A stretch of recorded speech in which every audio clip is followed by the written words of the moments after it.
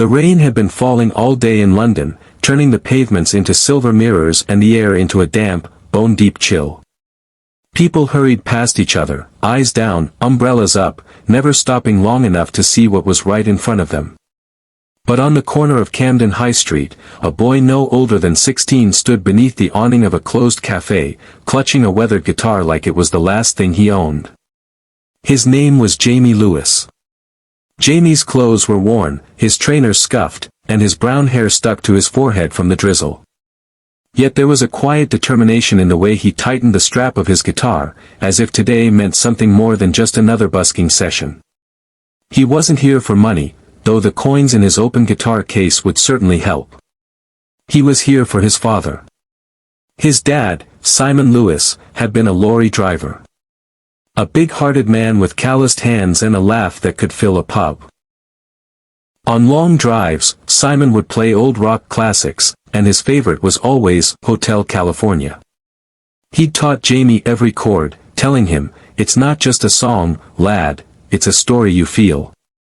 6 months ago, Simon passed away unexpectedly from a heart condition no one knew he had. Jamie hadn't picked up his guitar since, until today. Today would have been Simon's 45th birthday. And Jamie had decided he would sing their song. Not in the quiet of his room, but here, in the open, for the world to hear. He adjusted the capo, strummed a few warm-up chords, and began. At first, people just walked by, the usual rush of London life. But the opening notes of Hotel California, that haunting, unmistakable guitar intro, made a few heads turn. Jamie's voice, soft at first, carried a rawness that wasn't polished or perfect, but real. Every lyric felt like it was pulled straight from the ache in his chest. Then, something unexpected happened. A man in a business suit slowed his pace, pulling out his phone to record. A young couple stopped under their umbrella, swaying gently. An older woman, with tears in her eyes, placed a 10-pound note in his case without a word. Jamie kept singing, his voice growing stronger with every line. By the second verse, more people had gathered, their faces softening, the rain momentarily forgotten. And when he reached the soaring guitar solo, Jamie closed his eyes and imagined his father sitting right there, tapping the beat on his knee, smiling that proud smile. But the moment that changed everything came near the end. From the edge of the crowd, a man stepped forward, tall, with graying hair, carrying a battered case.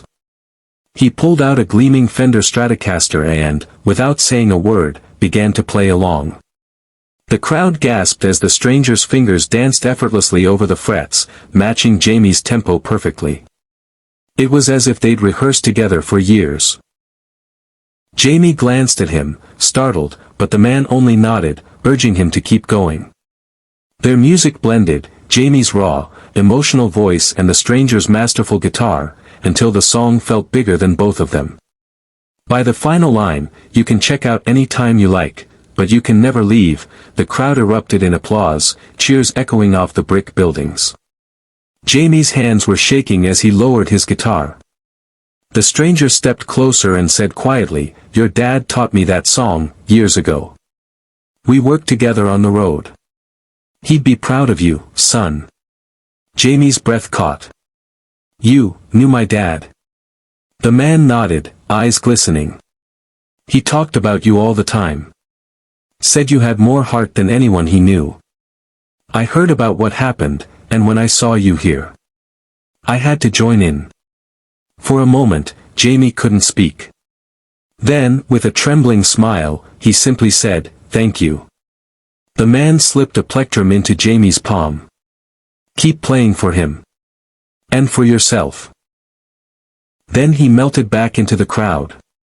Later that night, Jamie posted a clip of the performance someone had uploaded online. Within hours, it went viral. People across the world were moved, not just by the music, but by the story behind it.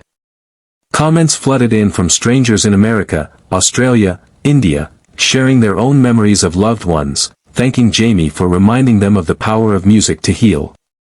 A week later, Jamie received a letter in the post. No return address, just a note, "Saw you in Camden. Your dad really would have been proud. Keep making the world feel something. Inside was £500 in cash. Jamie didn't know if it was from the stranger or someone else, but it didn't matter. What mattered was that his father's song, their song, had reached more hearts than he could ever have imagined. From then on, Jamie made it a tradition. Every year, on his father's birthday, he would find a street corner, take out his guitar, and play Hotel California. Not for fame, not for money, but for the man who had taught him that music wasn't just sound, it was a way to keep someone you love alive. And as the chords drifted into the night air, somewhere in the quiet of his own heart, Jamie knew his father was listening.